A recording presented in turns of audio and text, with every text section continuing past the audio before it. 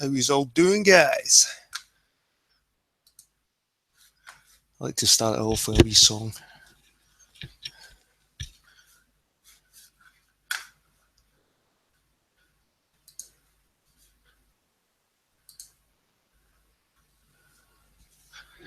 Hello, people. Welcome back to another weekly roundup of the nonsense that's in Flat Earth. I was going to do one last night, but my mind was consumed with the boxing, David Tay against Tony Bellew. So I stayed up quite late watching that, and I couldn't be bothered doing a hangout. I missed Dell's live hangout, so I watched a wee bit of Dell's hangout today. I skipped through a lot of it because it's that Ali B drivelling. He sounds half cut. And it's the same old shit. I don't know why it's getting so popular. It really baffles me. But what I did catch in Dell's hangout was at the end, he said, well, I'm going to do my hangout earlier next week, 3 o'clock, because I've got Eric on. First name terms, Eric. I don't know. Don't know what's going on there. Weird. I was just listening to Globebusters, man. They've got nothing. They've got absolutely nothing. They're total dogmatists. Their whole hangout, 4 hours nearly, consisted of looking at videos, like YouTube videos. Is that how they build their knowledge to give to you through YouTube videos? Anyone can do that. What are they actually doing? Not once did Bob mention this balloon stuff again. If anything, they went on a wee diatribe about radios and stuff like that. Price tags again. And I listen to Journalism and Cathexis. God, and a couple of sweetie wives, they too. Cathexis, he tries to keep, he's this passive aggressive, tries to keep the bread buttered on both sides. He uses the philosophical terms to get a free pass, when really he's just a two-faced snake. But I seen it from a mile away, and he stabbed our pal Timmy in the back, Cathexis. So I think Timmy's not too pleased with him. Anyway, Jerin and Globebusters, man, that show. I'm glad Morgell didn't speak too much this time. I'm glad of that, his voice. But there's a few things they pointed out, and it's just a lot of nonsense. Absolute nonsense. Bob, again, mentions Rahu and Kato. Rahu and Kato. It sounds like fucking characters out of a Mortal Kombat game or something. And it's the only way they can explain the lunar eclipses. And they brought up a video by that QNF. I was subscribed to QNF, and that was only a video. That was probably about a year and a half ago that video came out.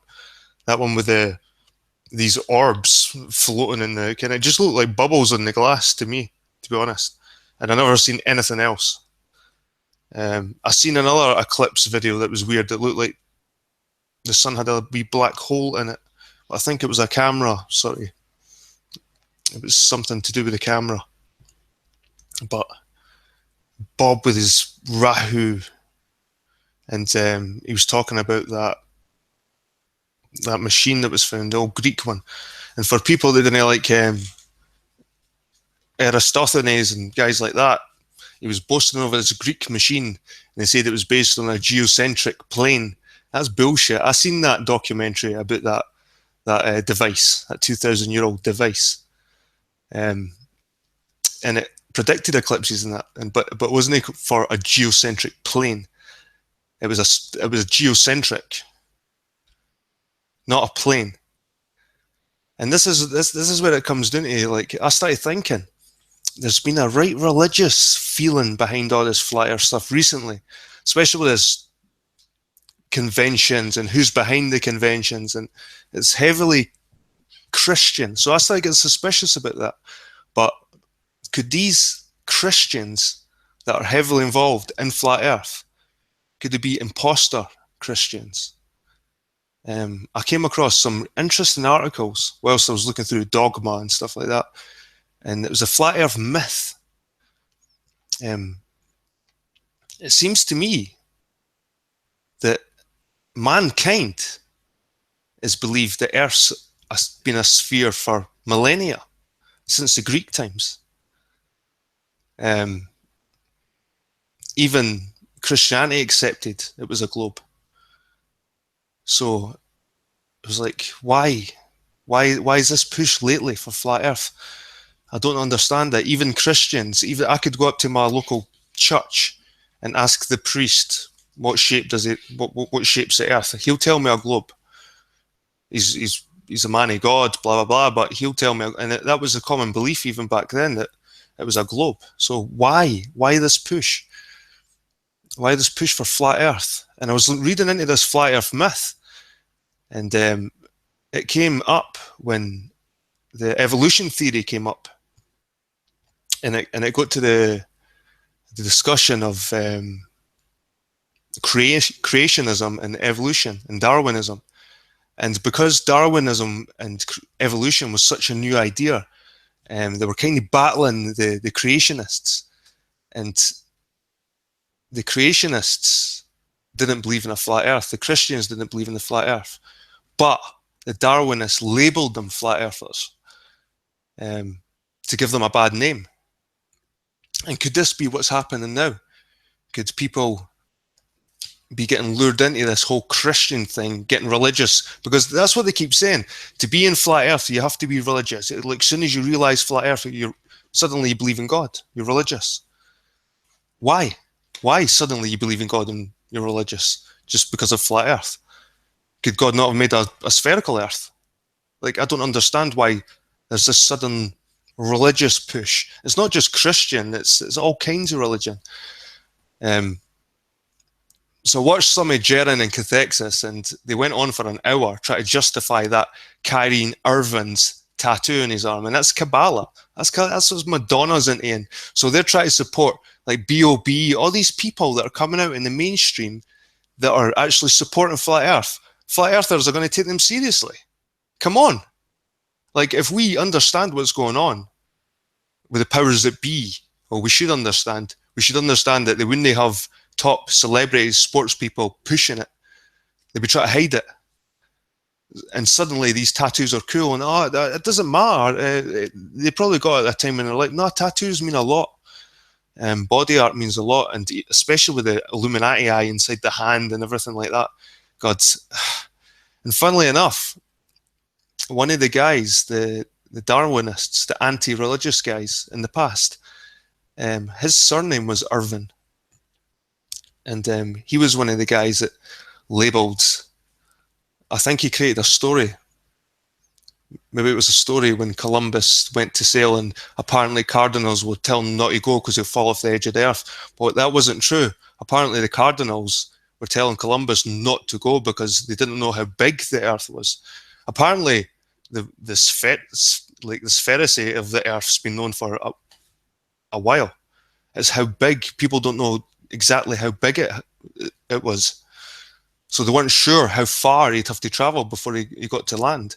It wasn't about falling off the edge. These are stories that were made up to make creationists and Christians look stupid lately.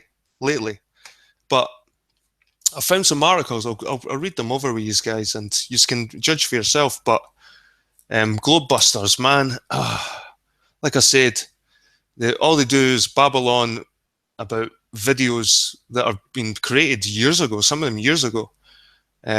Bob tells everybody, you'll not understand this, and babbles on about radio, and then says to people, well, it's just a hobby, and God, and then they're about to finish up, and then they start talking about paedophilia, and they kids, if they realise that these kids are now actors, like the other kids that were actors in other events. Is this what they're realising? So they've been pushing a hoax the whole time. I wonder if Jeranism has been pushing a hoax, because this guy, this boyfriend of this mum, I seen him and he's a weirdo. He's a right weird character. Like, so I was getting the suspicions of this is it Hampshire or whoever they were, but to me it stank. The stories were disturbing. They were disturbing. They're really disturbing, to the point where, why is this on Jeranism's channel? They're really disturbing, and it looks like it's all just a big act.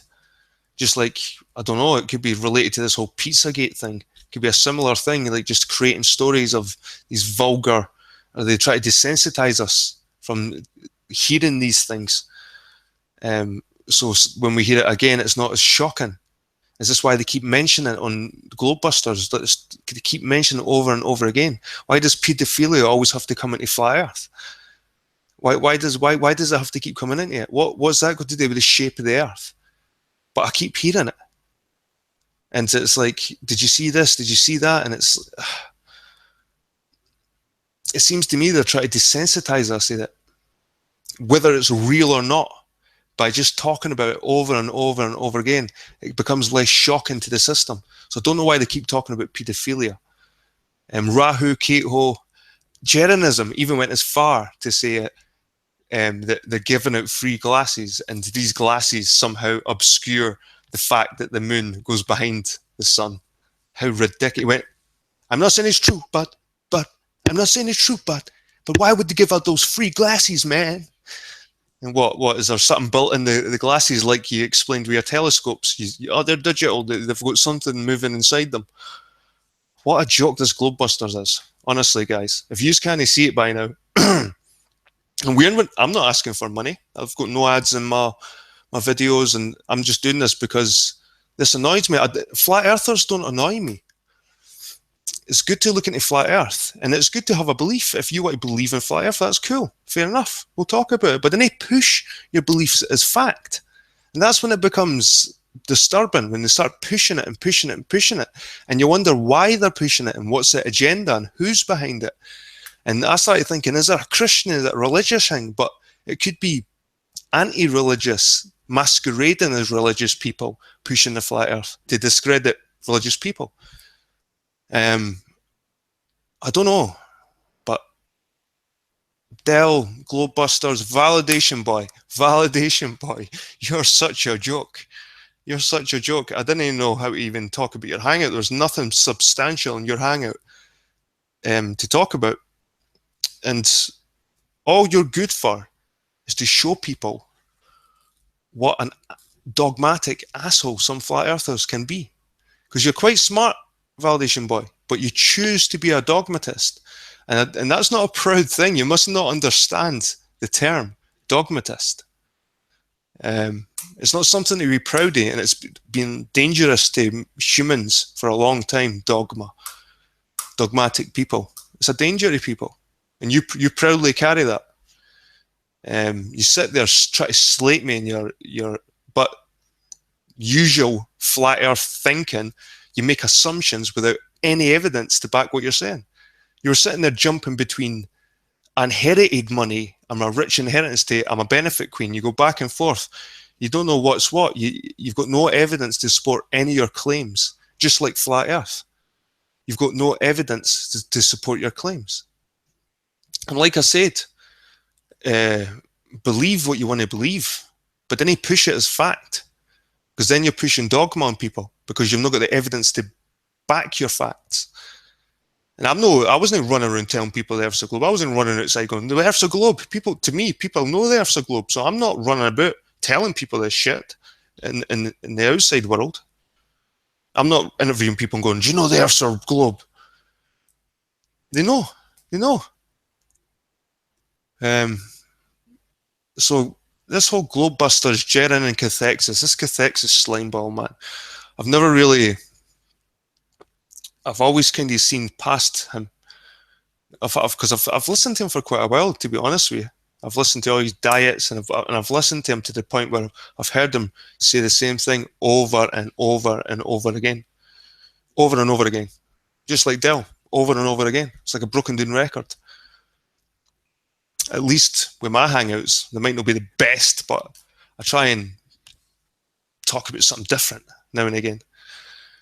A validation boy just sat and bitched about me, Timmy, and GLB, and I've been hearing this a lot in hangouts. And guys, check out hit videos against me. Put Jed, Shill, or whatever, and you'll find at least 20 videos against me from all different people.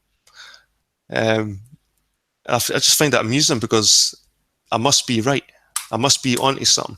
If so many people are making so many hit videos against me. So I've been researching some stuff about this whole flat earth myth. And it's interesting. It's interesting to think about. And like I said, I've got nothing against flat earthers. They can believe what they want to believe. And I'm only trying to show them evidence to support why I believe it's a sphere. I've looked at both ends, and like I said, guys, I was in the trenches with flat earthers. I was arguing against ballers at one point, just for the sake of it, just to see if I could win the debates. But I lost a lot of them, and I even went down and done experiments to try and look at the ocean, and I'd done it a few times, and it was inconclusive, my results. So I had to take my videos down. I couldn't say that, look, this is proof for this, or this is proof for that. It wasn't proof either way, so I had to take it down. And I was trying to debunk the globe. I was trying to debunk the globe once I got into it. Because I've always had sort of conspiratorial mind over the space stuff. But when the flat earth stuff came along, I thought, is this why? And so I got into flat earth mode. I thought, I wasn't a flat earther, but I thought, right, let's try and debunk this globe. And the photographs and all that, fair enough. But to me, that still wasn't proof that the earth is flat. Fake photos of the earth isn't proof the earth's flat. Maybe they can only get sections of the earth. So they have to put it all together and they composite and say, this is the earth. I was thinking like that. So photos to me still wasn't proof for flat earth. And then when I started doing my own stuff, I've looked at lunar eclipses, solar eclipses. I filmed both of them. I filmed the phases for a couple of weeks. I've watched the stars I've watched the stars plenty of times, filmed the stars, took photos of the stars. I've done a lot of stuff, and I'm now at a point now where I'm confident it's a spherical planet. My belief. You don't have to believe it. You didn't have to believe it. You have to. You can't experience. All the things that I just done. You have to go out and do it yourself to justify why you believe it. You can't just listen to me, because that's not knowledge. Just listen to me telling you it's a sphere. I'm not saying listen to me and believe me, because that's not science. I want you to go out and prove it to yourself. Try and debunk the globe. Because that's science. Trying to confirm flat Earth. If you're a flat earther and you're trying to confirm flat Earth, you're looking for evidences to back up your confirmation bias, you're always going to find it. You're always going to find it. It's everywhere. The YouTube is fucking saturated now with it. It's everywhere. But that's not science. That's pseudoscience. It's easy to find evidence if you're looking for it. You're going to try. You try and debunk the flat Earth if you're a flat earther. And the first thing should be the same as the Earth, the spherical Earth. Photos. And fair enough, these Earth photos do look like composites to me, and there has been some higgery-jiggery, but where's the flat Earth photos, at least, or composites, or where are they? Ones that show anything. There's none at all. So it's just, I don't know, guys. I'm getting sick of it, but I'm just hoping that people know that I'm no, like I said, I was reading a George Orwell, and George Orwell wasn't a flat earther. George Orwell was interested in the idea of flat Earth because of the fact that you could ask a layman in the street why they believe in a sphere, and they would tell you because authority told me. And that was his big issue, was the fact that most people's knowledge, the layman outside, not the scientists and the biologists and the astronomers and geologists, whatever, just the layman in the street, the normal citizen, it bothered him that their knowledge came from authority. And it's kind of like the church as well. People walked around and it was, why do you believe in this? You'd ask religious people why they believed in certain things, and they'd tell you because the book said so, or that God told me, the priest told me, with no evidence. And that's dangerous. Both sides are dangerous, the science and the religion. There needs to be a healthy balance. So, and there's been this sort of war between religion and science as well, and it's still going on. And this is what the flat Earth's all about. It's to get people, if you can get people being as dogmatic as Validation Boy, if you can get people accepting something without any evidence or little evidence because it makes you feel good, well, if you build a society of people like that, you're going to have mass control. So God forbid the day we have a society filled with validation boys. Swear to God. And it was funny because Globebusters as well, I'll go back to them, but at the end of last week's show, they had a guy on, I can't remember his name, but I'll just play the 5 minutes. But right at the end, Bob asks him, so have you got anything to add? I think it was John, his name was. And John goes, oh, yes, I was interested in a thought experiment. Why not we stick sticks in the ground and we measure the shadow? And I was thinking, fucking hell, you're going back to Greece. And anyway, he goes through the experiment, and Bob goes, well, that would be logistically quite hard to do, and just brushed it away. And that was last week, and the guy brung up a thought experiment about how to test if the Earth's spherical, and Bob just swished it away, and the Greeks were doing it. You didn't have to spend money on balloons. You didn't have to put a stick in the ground. I'm sure they could make a hangout. I'm sure Globebusters could do a live hangout, just like the sun tracking, the moon tracking, whatever. They could do a live hangout and have sticks in the ground and have people all over this plane, if they want to call it, measuring shadows on sticks. So there's a proposition for you, Globebusters and Jeren and Cathexis. Debunk the flat earth. If you want to do science, debunk the flat earth. Try and debunk the flat earth. Don't try and prove the flat earth. Try and debunk the flat earth. Because, like I said, it's like Santa Claus. If you want to look for evidence for Santa Claus, it's everywhere. You'll find it. If you want to look for evidence that exists, you'll find it. But it's looking for the evidence that it doesn't exist. That's what you should be doing. Like I said, I threw myself in. I was almost one of them. People say, I thought Jed was a flat earther. I've still got people saying, I thought Jed was a flat earther. I never once said I was a flat earther. I was looking into it because I was keeping open-minded. I'm still being open-minded. I'm still staying open-minded. Like I said, I'm watching Globebusters and I'm looking for any evidence they can bring up, any new stuff. And I'm looking at videos that I was watching nearly 2 years ago or something, with these spheres stuck on a window. And that's one video that's... It's like the whole lunar eclipse crap as well. So they're just making assertions without any decent evidence at all. Especially Rahu, Cato, Jeranism ways. What's it? They Live. Do you remember that film, They Live, with the Rudy Roddy Piper guy? They put the glasses on, consume, and all that shit. That's what reminded me when Jeranism said that when they give you the glasses in the eclipse, because they're free, they never give anything for free. Maybe they're doing it for the benefit of science and mankind, Jeranism, or Jeren, whatever you want to call yourself. Ism. Just adding the ism just makes it religious. Anyway, they give it glasses. They live. They live. Anyway, I'm going to read a couple of articles for you guys that I found when I was just researching. Like I said, I'm no supporting creationism or Darwinism. I'm trying to be objective here. That's why I've got a few different articles, but they all have the same flavour. And it's about the flat earth myth, and it's interesting. It is. It's definitely interesting. And it could get you thinking that maybe mankind has believed the earth's been spherical all along.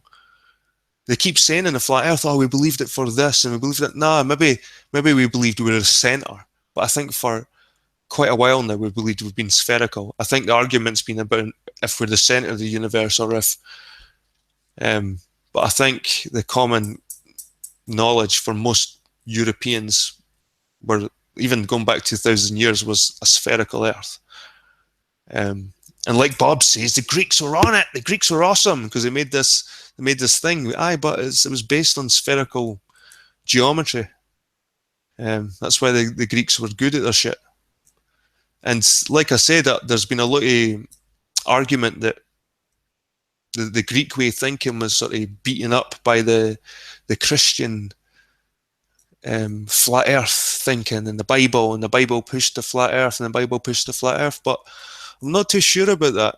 I see a lot of Christians saying, nah, I'm a Christian, but I don't believe in the flat earth. And it's like they're getting labelled flat earthers now, Christians on the internet. Like maybe they're getting asked now, you're a flat earther because you're a Christian. And maybe that's the whole ploy, to label anyone that's religious, because that's what flat earth said. It doesn't matter if it's Christianity, Islam, Judaism. There's a place for flat earth in all these religions. But all of them contradict flat earth as well at the same time. So, right, anyway, I'll screen share some stuff. Hope you're having a good night. I'll have a wee look at chat, see who's on.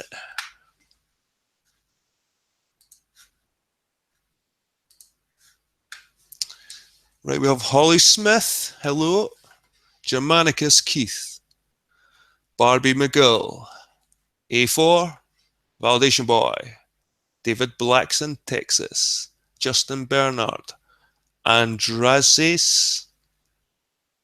GLB. Welcome to the club, Jet. People are so utterly dumbed down that even when you debunk FE, they are certain you were a flat earther. Utter retards. Nice. Orphan Red. Jed, sticks in the ground show flat earth or a round earth, depending on what you assume about the distance and size of the sun, silly. Five Doors, Cheech, Isa Mahalski.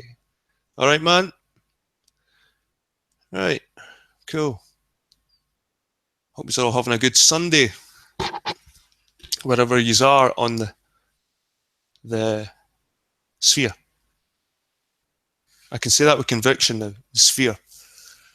And it's good. It's a good feeling to say that. It's like you feel sorry now when you see these guys getting ambushed by Dell, and you know that you were that layman at one point. You knew you can totally empathize with the people getting pulled up in the street because you were that person. And like George Orwell said, it's like he was worried that people's knowledge was just based on what authority told them, and it is worrying. That worries me. But now I'm not one of those people that rely on knowledge from authority. I've not looked at NASA. I've done my own stuff. I've proved to myself. So I'm happy with that. I'm not trying to convince anyone. You need to do your own stuff, guys. I'm just saying that this is the way my logic goes. I can justify my beliefs. We've all got beliefs, but I can justify my beliefs with evidence. Decent evidence. Maybe it's not all complete, and maybe it's not everything, because I'm not a scientist. I'm not, but I've gathered enough to weigh both. And I've been in the flat Earth for nearly 2 years now, guys. Let's not beat about the bush here. I've been here for a while as well. All these people boasting about how long they've been here. I've been here a while, and I've seen it all. I've seen it all now, and I've seen patterns. I've seen the way that Globebusters have just hit the reset button. It's like the flat Earth amnesia. So anyway, thanks for all being here. I'll get back to my screen sharing. Right.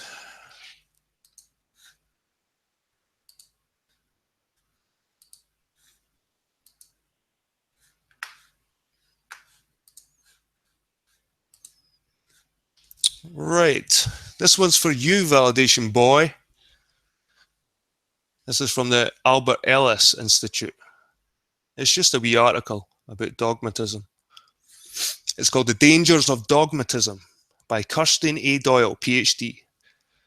Dogmatism has been defined as unfounded positiveness in matters of opinion, arrogant assertions of opinions as truths. Throughout history, and certainly in more recent times, we have example after example of dogmatic beliefs resulting in unfortunate outcomes. We see it in our government, in our religion, and in our relationships. We hold dogmatic beliefs. We essentially close our minds to alternative perspectives and opinions. Rational emotive behavior therapy suggests that irrational beliefs are dogmatic in nature, inconsistent with empirical reality, illogical, and impede individuals from achieving their goals. Are you listening, pizza boy? Validation pizza boy? Maybe that's why you've not achieved your goals. Dogmatism gets individuals into trouble when they ignore evidence that does not support their line of thinking. When individuals engage to conformity bias, filter out evidence that goes against one's belief, and when individuals are unable to tolerate conflicting perspectives. Think about your past or present relationships. Think about your occupational history. Can you recall a time when dogmatism, either on your part or of that of a partner or work colleague, resulted in discord? With dogmatism comes rigidity. Rigidity in one's thinking is likely to result in a maladaptive emotional and behavioral consequences. Individuals who uphold dogmatic beliefs and do not allow alternative explanations will often find themselves experiencing anger when there are discrepancies between their expectations and reality. So there you go, VB. You get all angry the other night there on your broadcast. You're angry because you can't justify your belief, VB. Face it. The healthier alternative way of thinking that Rept proposes and a flexible, more preferential philosophy about life. We all can have our opinions. It's when we elevate them to dogmatic demands that we find ourselves in trouble. When I am in session with an individual who's holding a belief dogmatically, and it is evident that this is having a negative consequence on his or her relationships, I often ask, do you want to be right or do you want to be happy? I encourage you to check in with yourself from time to time. Keep your preferences and honor them. Just make sure you don't sneak up to the level of dogmatism. So that was just a wee article about dogmatism, just for VB, because he's a self-proclaimed dogmatist, and he should look into dogmatism and why it's pretty dangerous. Well, anyway, this was I listened to this a day. It was quite a while after they actually had the video, but we'll just have a little listen to Cathexis bitching about Jed, Tim, and GLB. Why? Why Cathexis?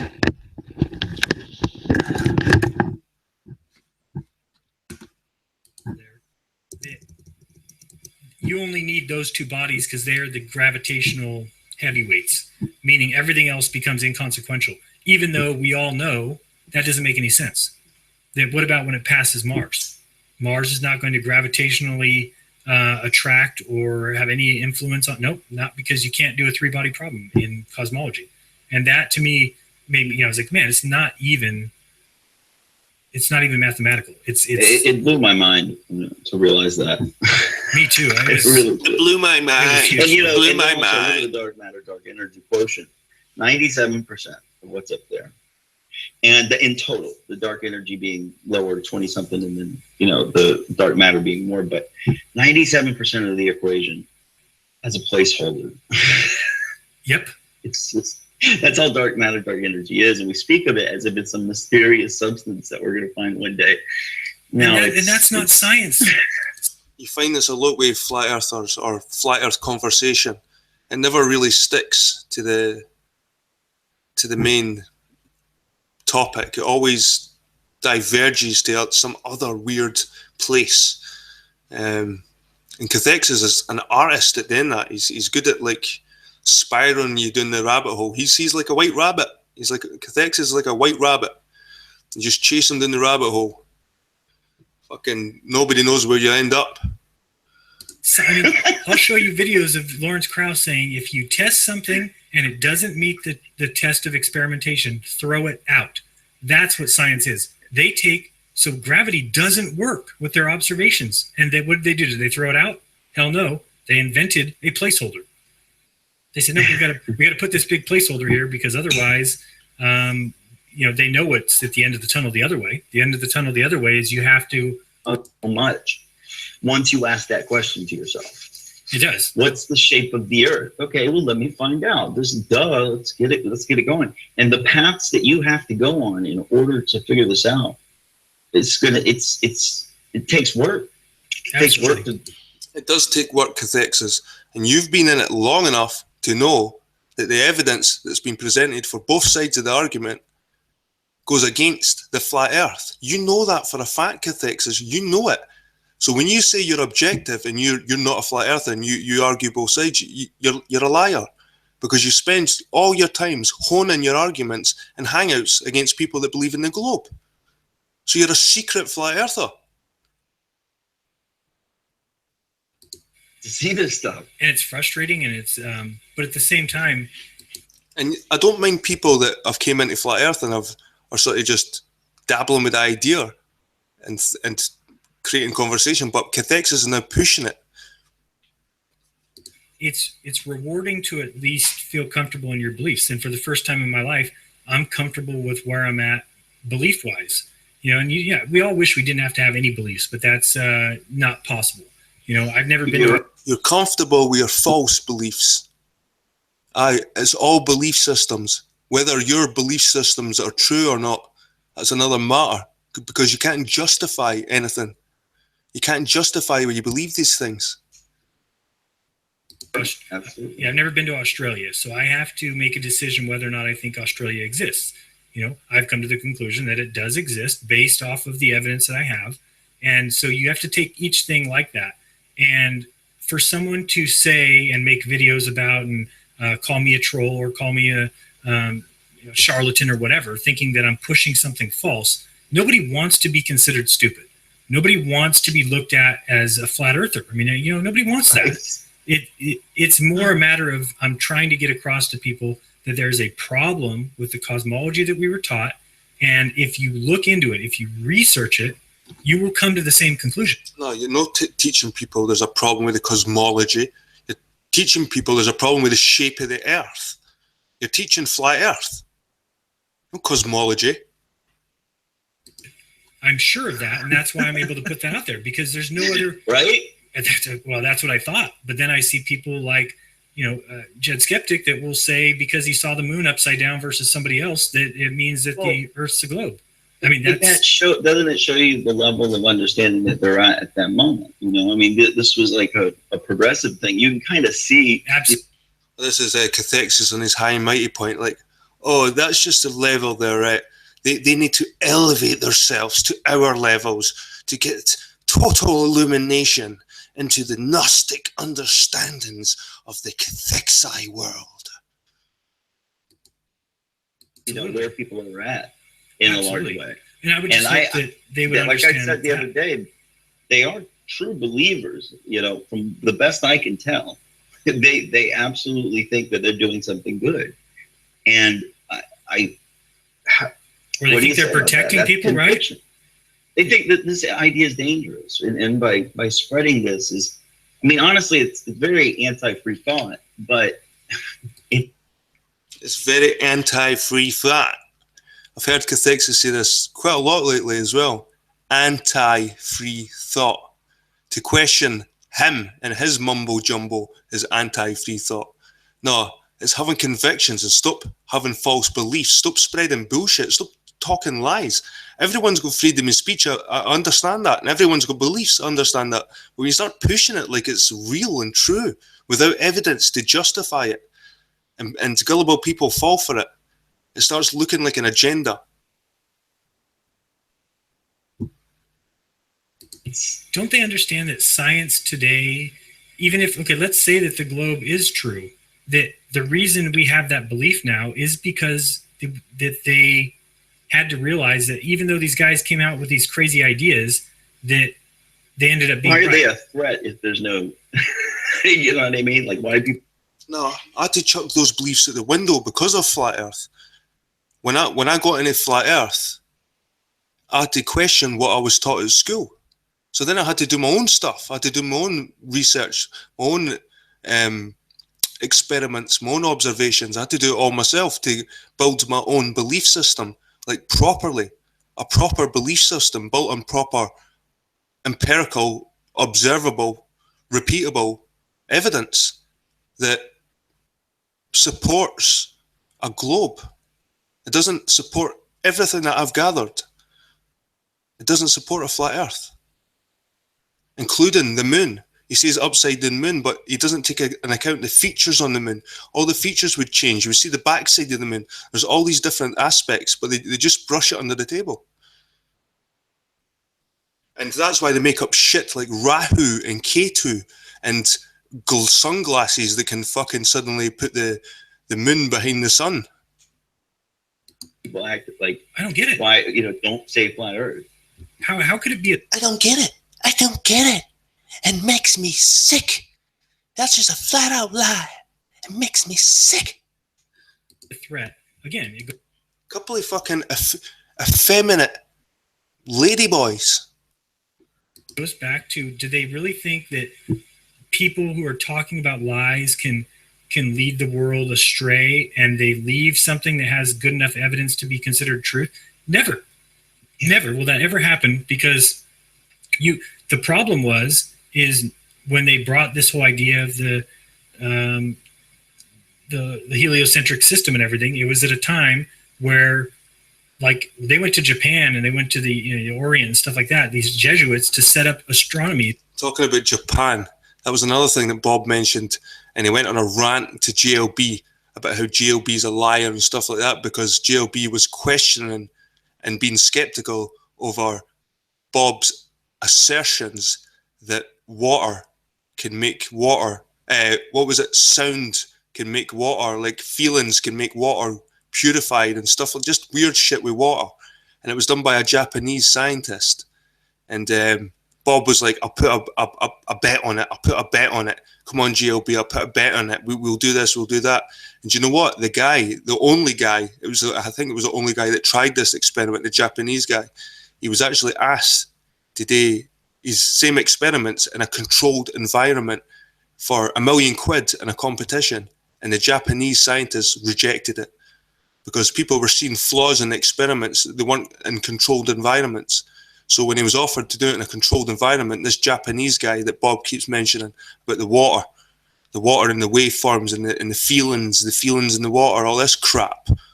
So it's quackery, total quackery that Bob's making assertions and claiming that GLB is talking rubbish. Well, sorry, Bob, you're the man that is talking so much bullshit, the skid marks on your tongue.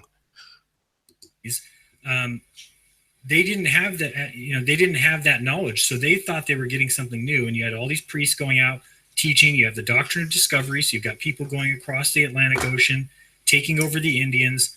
This all happened at the same time. It's right there in our history that 500 years ago, there was an idea put in place to basically, and I still don't know. I'm not willing to say whether or not I think it was an accident, a mistake, like they really thought that the Earth was a ball, which wouldn't surprise me. It doesn't surprise me in the least.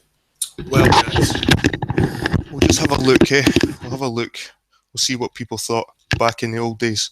And I think this is what I'm saying. I'm thinking to myself, it's funny. You hear a lot of flat earthers saying, "Don't look at you can't look at the sky to prove the shape of the Earth." But all Globebusters done through that whole last episode was look at videos of sky stuff in the sky, to prove their stuff. So it's funny how they like to pick and choose. But this was just a pure bitch fest. And this is why Tim's pissed off with cathexis. And I understand, man. But I could see it coming. I've watched cathexis for a while, and I've listened to him debate for a while. I've listened to all of his debate for a while.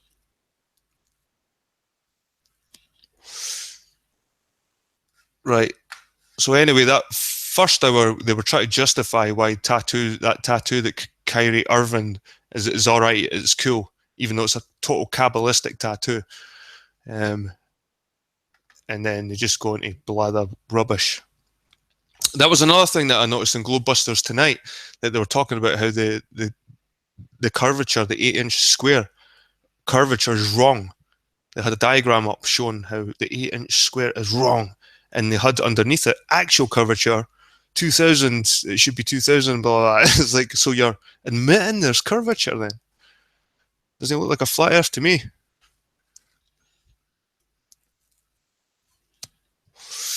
Anyway, guys, on to the next. This was Bob. It's quite funny. Right at the end. I'll let you see it.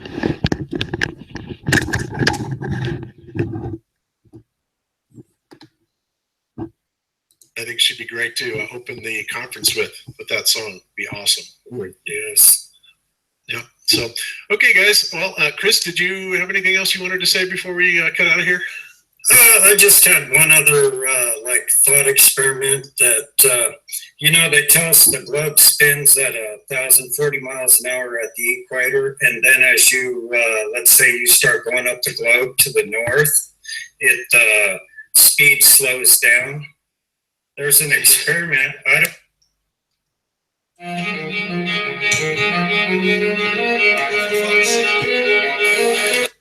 don't know how we could pull this off, but if that's true, you should be able to put a stick in the ground at different parts of what they tell us is the globe, and the speed of the shadow should be different. At the equator, different in the North America, and different as you climb higher up the globe or down to the south. Yeah, I could see that, but honestly, that would be so convoluted and so difficult for people to understand that in and of itself would make it almost an untenable demonstration, I think. Once again, Bob describes it with the word salad, and really all the guy was doing was trying to offer something, some thought experiment, something to prove. And if Globebusters, Bob and Jared and the Morgile, the begging Morgile who talks about capitalism and how it's all bad, but he's one of the most monetized flat earthers that I know. And he's got no shame in begging for money. But this guy offers an experiment, and you could just hear by the tone that it was just they weren't interested. They weren't interested, and they could do a live hangout. They could have done something to prove this. It was an idea. I just thought it was brushed under the table and sort of pushed away with a word salad from Bob. And it's just, like I said, again, it's dishonesty. It's turning you away. It's turning away from the chance to like prove whether you're right or wrong. And he doesn't want to prove himself wrong. He wants to keep proving himself right. And like I said, when you've got confirmation bias like Bob, looking for evidence to support your shit is easy. Well, it's no easy in flat earth, to be honest with you. It isn't easy. But they make a lot of shit up. But they can find lots of videos.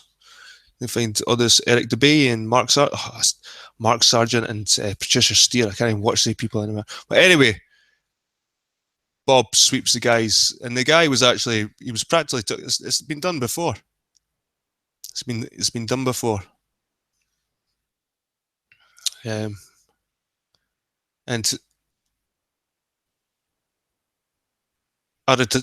Aristophanes, he didn't get it perfect because he was using the calculation, perfectly spherical Earth, but he wasn't far away. The Greeks weren't far away. It wasn't perfect, but it wasn't far away. And all the guy was saying is to repeat the same experiment. It wouldn't cost money. It wouldn't take fancy cameras. It wouldn't take balloons. Just different people in different parts of the world measuring shadows. They could have done that. Actually, why not try it, guys? Anyway, this was an article I was reading about Orwell. What was it called? George Orwell versus the Flat Earth. And it was quite interesting, it was. I'll just read it here for you guys. Am I still there? I'm still broadcasting, just checking. Right. George Orwell, Eric Arthur Blair, is best remembered for his politically charged satire, science fiction and social commentary journalism, but he was also noted literary critic and wrote as well on a variety of general interest topics. In a 1946 article for London's Tribune, for example, he wrote a reflection on the plight of the layperson. Now, this is who we are, guys, the layperson. This is who the people in the street that Dell pulls up. The layperson, the person who relies really on the authorities for knowledge. And this is the good thing about Flat Earth. It's kind of turned me and a lot of other people from just your normal layperson to people that are actually looking for evidence to back up their beliefs. He wrote a reflection on the plight of the layperson when confronting pseudoscience and claims to scientific truth. He began with his provocative question. Just why do we believe that the Earth is round? I am not speaking of the few thousand astronomers, geographers, and so forth who could give ocular proof or have a theoretical knowledge of the proof, but of the ordinary newspaper reading citizens such as you or me. And that's what the whole Dell Street interview really is all about. The lay person. The person's knowledge is based on what the authorities have gave them.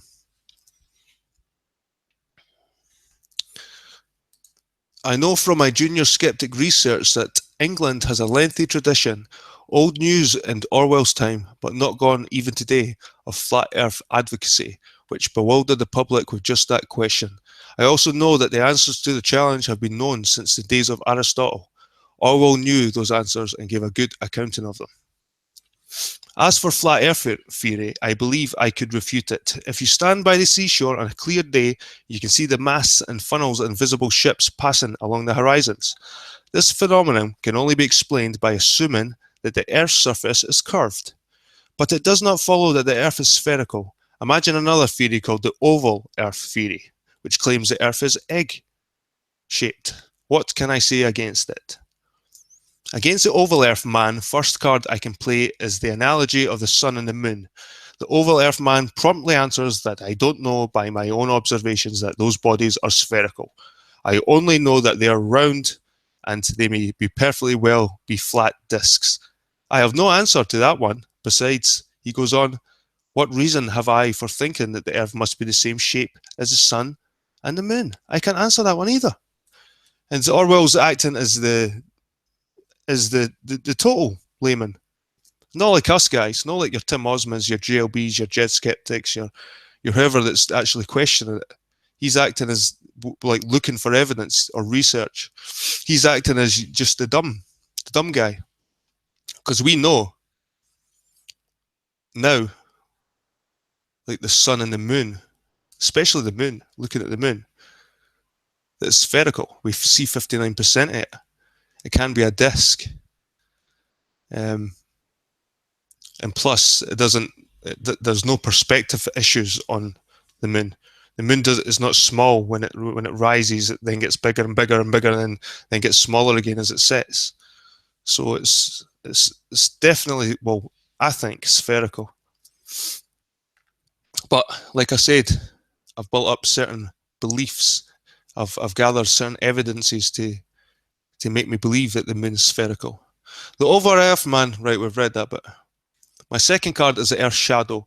When cast on the moon during eclipses, it appears to be the shadow of a round object. But how do I know, demands the oval Earth man, that eclipses of the moon are caused by the shadow of the Earth? The answer is that I don't know, but I have taken this piece of information blindly from newspaper articles and science booklets. Well, I was the same until I started doing my own observations of eclipses, both lunar and solar.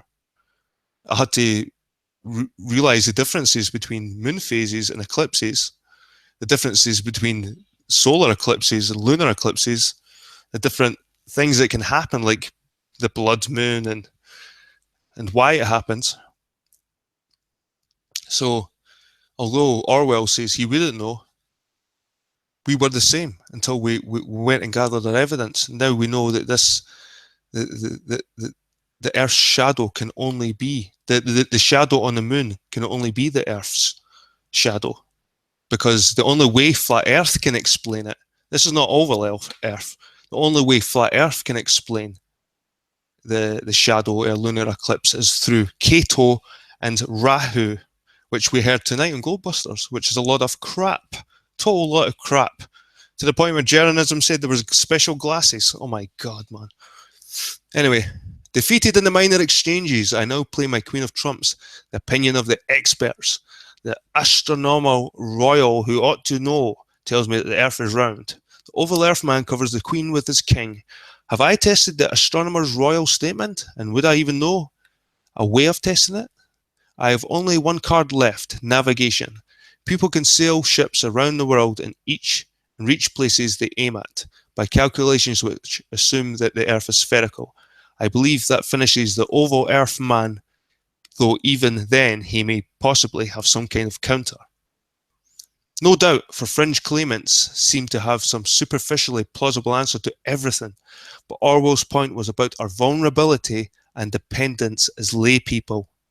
So this was George Orwell's point, was our vulnerability and dependence as lay people. And we've all been there, guys. And if you fell for the flat Earth, you've been vulnerable as a lay person, because your knowledge was based on photos and stuff you've seen on TV instead of your own knowledge, your own empirical observations. And this is, like I said, this is how the street interviews become quite popular, because they're preying on the vulnerability and dependence as lay people, flat earthers. He went on, "It will be seen that my reasons for thinking that the earth is round are rather precarious ones, yet this is an exceptionally elementary piece of information. On most other questions, I should have to fall back on the expert much earlier, and would be less able to test his pronouncements, and much the greater part of our knowledge is at this level. It does not rest on reasoning or on experiment, but on authority." See, this is what bothered him. The only reason George Orwell knew the earth was round was because of authority. And that's what we fell for, and this is what Flat Earth plays up on against people that believe in the globe. They try and say that we rely on this. But what I'm saying now is that we don't have to rely on authority, NASA, anything like that. We can do our own observations and prove the Earth's spherical. We don't have to, like, and we can do observations that can debunk the flat Earth, like the moon observations. That just can't work. The phases of the moon just can't work on any model of flat Earth. Anyway, I'll go on. "And how can it be otherwise when the range of knowledge is so vast that the expert himself is an ignoramus as soon as he strays away from his own speciality?" Exactly. Like flat Earth, they don't stick to their own speciality, what they're saying is their speciality. They start drifting to other things. Most people, if asked to prove the earth is round, would not even bother to produce the rather weak arguments I've outlined above. They would start off by saying that everyone knows the earth to be round, and if pressed further, they would become angry. This is a credulous age, and the burden of knowledge which you now have to carry is partly responsible. So the point is nothing to do with whether George Orwell was a flat earther. His main issue was with people, the lay person, knowledge, and where they get it from. Orwell was inspired to take up this topic by playwright George Bernard Shaw, whose 1924 introduction to St. John, Shaw's play about the religious visionary Joan of Arc, argued that moderns are no less inclined to accept incomprehensible miracles and faith than were Johan's supporters and enemies. It's only the flavour of the miracles which has changed. So just like people in the street, when you ask them why they think the Earth's a globe, they'll tell you because authority said so, because they said so. And that's just like the church back in the day. Dogmatic beliefs. Why do you believe in this in the church? Why do you believe in this in religion? Because the book said so, or because the priest told me. And this is what Orwell was against. He was against people not thinking for themselves, not using logic, and where you get your what you build your beliefs on, how you justify your beliefs is important. Or you're just a dogmatist. And like we said earlier, that dogmatism isn't a good thing for either side, for globe or flat. Anyway, that was just something I seen. Right, we're going to go into this whole myth, the myth of flat Earth. There's such a thing, guys, the myth of flat Earth. There's even a Wikipedia article, but I'll go through some of the newspaper articles I found. I found a Huffington Post one, and I found a Guardian one. They were quite secular views of it, and I looked at about the flat Earth myth. It was secular. I tried to look at sort of different ends of the spectrum, and this was a sort of creationist end. I thought, what are the creationists saying about it? So, give me a second, guys. I'll be with you in a minute.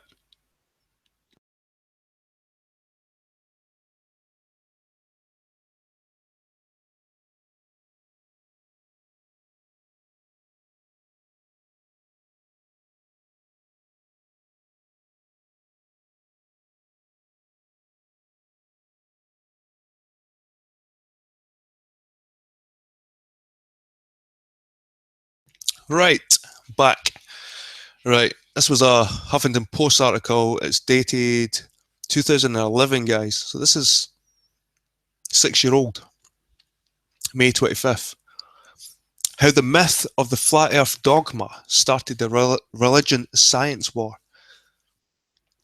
Starting a war on false pretenses is nothing new, but when a 19th century academician declared a science versus religion war, he did us all a disservice. John W. Draper, 1811 to 1882, was born in England and into a devout Methodist family. In 1832, he immigrated to the US, studied medicine at the University of Pennsylvania, and later became a professor of chemistry and biology at New York University and head of the medical school. Along the way, he rejected his family's religion and acquired an intense antipathy for Catholicism. Two factors were pivotal in shaping his attitude. The debates over Darwinian evolution erupted shortly after the publication of On the Origins of Species in 1859, and the recreationary attitude of Pope Pius VI towards liberal progressivism, encapsulated in his Syllabus of Errors published in 1864. In 1874, Draper published The History of Conflict Between Religion and Science, in which he argued that the current 19th century events were reflective of the totality of Christian history. Christianity was currently opposing progress because it was always been an impediment to science, reason, and progress. An especially egregious example of this was the Church's instance on a flat earth, a laughable dogma that stubbornly persisted until Columbus demolished it, bravely prevailing despite the ignorant protests of the Spanish cardinals. So this was the myth. Draper, with a little help from Washington Irving, look at that, guys. Washington Irving. Do you recognize that name? Funny that, eh? Funny that. Draper, with a little help from Washington Irving, thus popularized the flat earth myth, the idea that prior to Columbus there were a widespread, religiously inspired belief that the earth was flat. Contemporary historians have squashed this myth, with Geoffrey Russell's book, Inventing the Flat Earth, probably being the most detailed account of how and why it arose. Historian of science David Lindbergh summarizes the medieval understanding of the earth and cosmos in his book, The Beginnings of Western Science. At the center of everything is the sphere of the earth. Every medieval scholar of the period agreed on its sphericity, and the ancient estimates of its circumference, around 252,000 stads, were widely known and accepted. The rather mundane fact is that most educated Christian writers accepted Greco-Roman teachings about the earth and cosmos and quickly moved on to more urgent matters of sin and salvation. No Christian authority of any consequence ever taught that the earth was flat. So it says here that no Christian authority of any consequence ever taught that the earth was flat. So where did Draper get the idea of a medieval Christian belief in a flat earth? He read William Whewell's book, History of Inductive Sciences, published about 3 decades earlier. Whewell, a Cambridge vice-chancellor and Anglican priest, made intellectual stars out of 2 minor Christian authors, Lactantius and Cosmas Indicopleustes. Lactantius was a 4th century pagan convert to Christianity who took particular delight in arguing against pretty much everything any pagan philosopher ever said, including that the earth was round. Christians wanted converts, but even they couldn't stomach Lactantius, whose works were posthumously condemned. Cosmas Indicopleustes was an even more peculiar specimen, a 6th century merchant sailor who later adopted monasticism. Cosmas boasted a hopeless literal mind to him. The projected rectangular-shaped maps of Strabo and Eratosthenes meant that the earth was physically flat. Furthermore, they confirmed a literal interpretation of biblical descriptions such as the 4 corners of the earth, which most everyone took allegorically. Unlike Lactantius, Cosmas' ideas were too silly to condemn. He was just ignored. But Whewell dug him up along with Lactantius, and Draper ran with the corpses. Thus did a long-forgotten heretic and oddball nobody become the standard bearers for medieval Christian geography. It sounds like the way Dubé sort of resurrected his plagiarized ideas. Who was it? Paradox, or whatever that author was called. Robotham. DeBay's just plagiarised all Rowbotham's stuff, really. And I think Rowbotham's name was Paradox as well. I think that was his pseudoism. Anyway, back to this, right? Where was I? Draper was followed in 1896 by Cornell University President Andrew Dickson White, who published the 2-volume set History of the Warfare of Science with Theology in Christendom. A better historian than Draper, White realised that the case for the medieval flat earth was pitifully thin.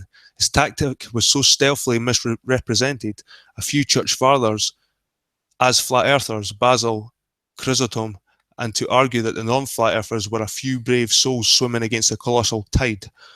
And it sounds like us, me, Timmy, and JLB. There are a few flat earthers swimming against this flat earth tide.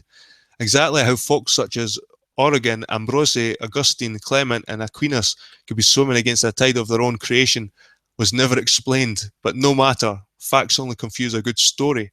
The narrative was bold, simple, and eagerly embraced by the 19th century intelligentsia, who asserted that today, as always, religion subverts knowledge and progress. It was a classic fight of good versus evil, progress versus regress, ignorance versus enlightenment, just what the papers needed to sell copy.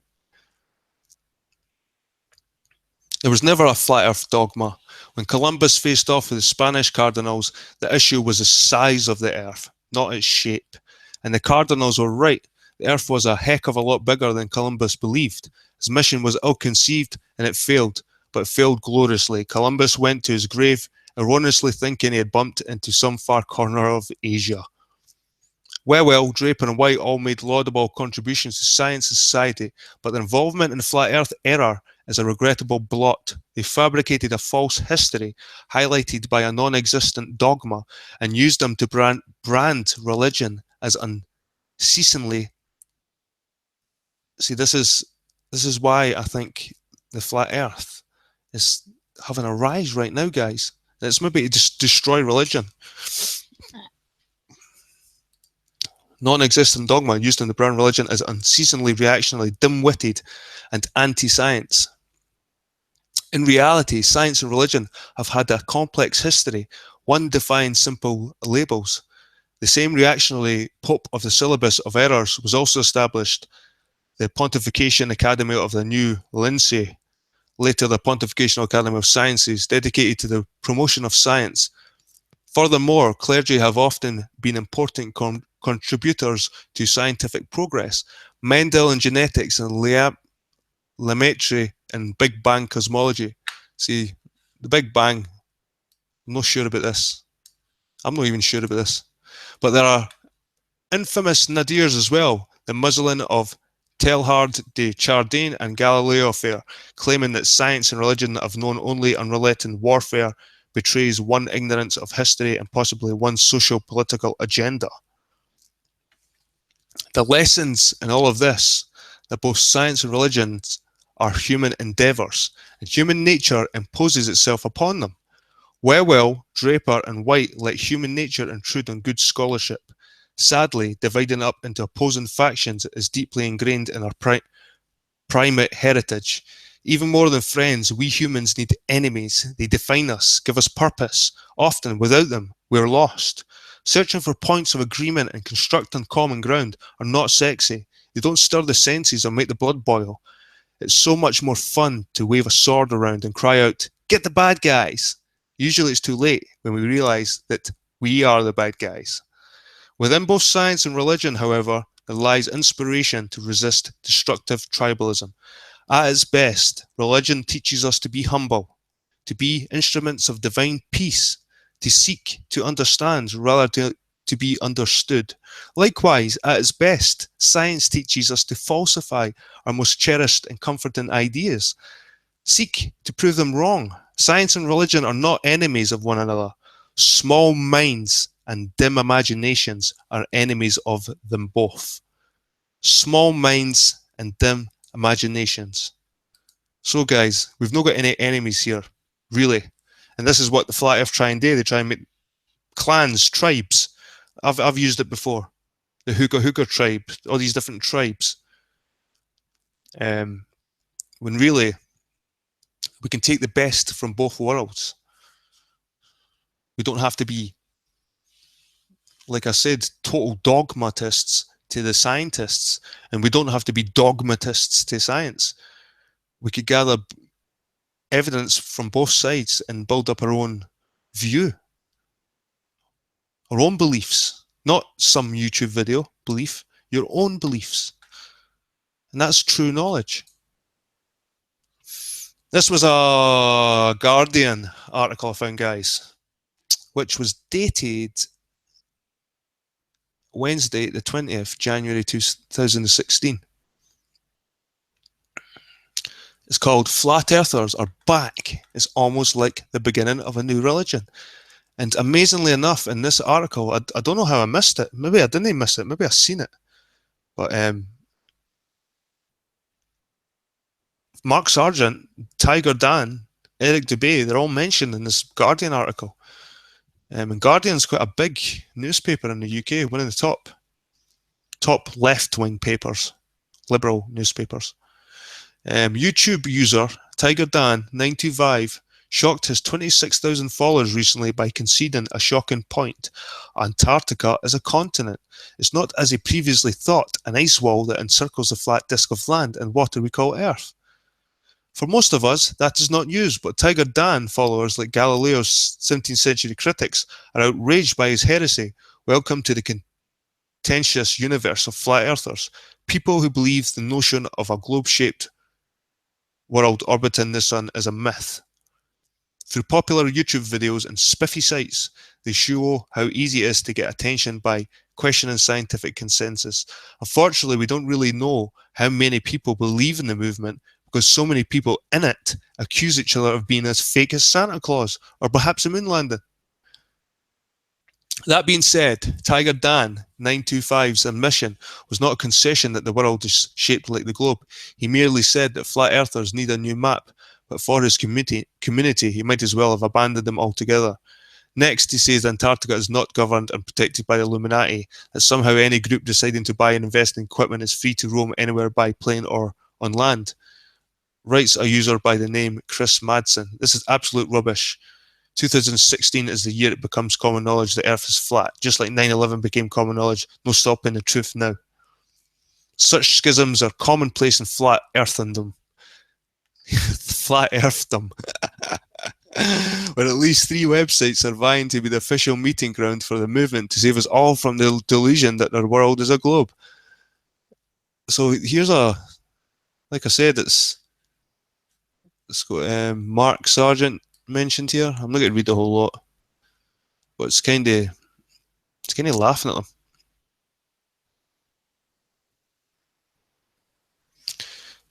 Some conspiracy theorists take it further. Like I said, guys, could this be a resurrection of the flat earth myth to label religious people like lunatics for also believing in flat earth? Because let's not deny it, guys. Most people say once you're a flat earther, you start believing in God and start believing there's a creator and all this. So is this a plan by the powers that be to get people believing it so they can be like ridiculed eventually? Beyond Dubay's vitriol and a few political squabbles lie a fundamental question for flat earthers factions. Sure, the videos draw hundreds of thousands of page views, but who are the true believers? A New York Magazine piece on flat earthendom is skeptical of some who claim the mantle. The line between actually believing the theory and enthusiastically entertaining is unclear. Being a flat earther exists in the same online space as chemtrails and the notion that 9/11 was an inside job. There are some who believe it sincerely and magnitudes more that entertaining the notion ironically. Some conspiracy theorists to take it further. What if all the flat earth talk is a big psychological experiment to see what we humans will believe in an era which sizable groups already go against scientific consensus on vaccines, evolution and climate change? Maybe they want to create the perfect concoction of pseudoscience, bullshit and fabricated statistics to see who will blindly follow, reads the opening comment of a thread in Reddit's conspiracy theory subreddit. They can then set it up or use the same tactics to further lead the conspiracy community astray. Who else thinks this is a psyop? Just in time for the X-Files revival. Trust no one. So that was another thing. by The Guardian talking about it. And they talk about all the people we know and love. So that was interesting, guys. Check that out. Do you know what? I'll put a link to all the stuff I've looked at tonight, and you can have a look at it yourself. So, like I said, the flat Earth myth and creationism. I was reading this article. This is pretty interesting. The idea that Christians once commonly believed in flat Earth for theological reasons is a myth. The story was invented to promote the claim that Christians have widely resisted scientific advancement due to doctrinal constraints. A major motivating factor behind propagating this myth has been to bolster the Darwinian worldview and to further the goal of displacing the biblical worldview. No evidence exists to support the common claim that scientists were once persecuted for opposing the flat Earth belief or advocating the spherical Earth view, which has been commonly accepted for millennia. Here's a couple here. One Flat World, United States. The founder and president of the International Flat Earth Society, Charles K. Johnson, and his wife, Marjorie Waugh, taken from the front page of September 1979. I think he was a Scotsman. Johnson's picture was often prominently featured in his magazine and literature. The headline of a typical issue of Flat Earth News Right was published by Johnson 4 times a year. Darwinism defenders sometimes compare their critics to flat Earth believers. Faulkner notes that this claim is one of the most common ridicules heaped on creationists of all types today. A typical example is Professor Daniel Dennett, a strong anti-theist who angrily wrote that if Christians insist on teaching your children falsehoods, that the earth is flat, that man is not a product of evolution by natural selection, that you must expect at the very least that those of us who have freedom of speech will feel free to describe your teachings as the spreading of falsehoods, and will attempt to demonstrate this to your children at our earliest opportunity.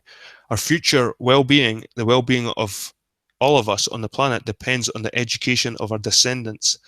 A Google search of creationists and flat earthers produced 37,000 responses, and most of the articles reviewed in some way referred to creationists as flat earthers.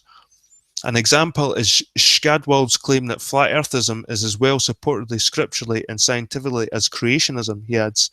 The creationism and flat earth movements have similar foundation and histories, have both used similar strategies to propagate their beliefs. Indeed, both believe they are battling the same behind-the-scenes opponent. Shadwell then claims, without citing any empirical evidence, that no modern flat earther would object to the Creation Research Society's statement of belief. Another example is from Whiting, who wrote that creation contains a number of variations. Some believe the earth is flat, or that the earth is the center of the universe.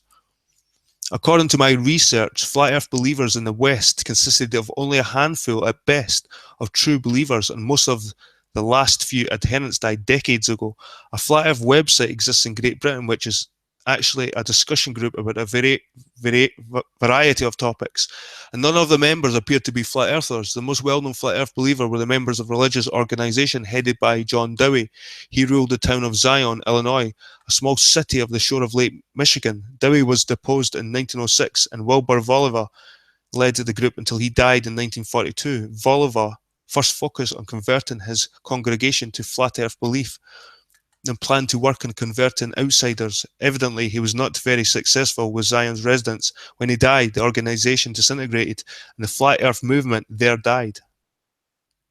The Flat Earth Society of America became moribund when the head of the Flat Earth Society, Charles K. Johnson of Lancaster, California, died on March 19, 2001 at age 76, ending the last organized Flat Earth Society.